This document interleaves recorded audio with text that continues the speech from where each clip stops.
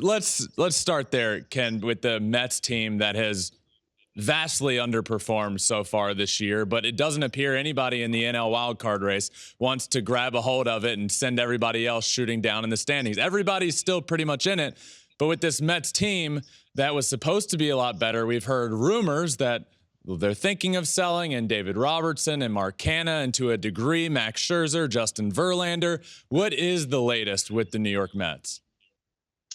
They have not officially proclaimed themselves sellers yet. I don't see how they can avoid that distinction. They can play well over the next couple of days, but their season speaks volumes. And for whatever reason, Ben, they have underachieved. I'm not sure I can figure it out exactly, but this team has not looked at all like the team that they should be, considering the money that they've spent and given the talent that they have. So I expect them to be limited sellers. So what I'm talking about is David Robertson and Mark Canha and Tommy Pham.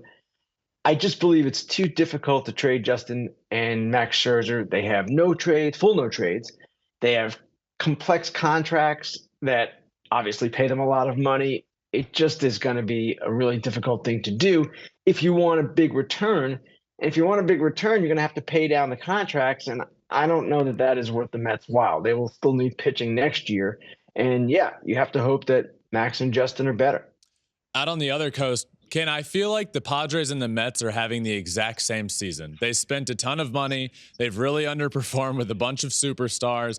And then you have the Padres over the last week or so saying they're going to sell. You got Josh Hader, Blake Snell, and then you've heard, well, wait a second, we might not sell. Again, the question to you, where, as we speak, do the Padres stand with selling or even buying?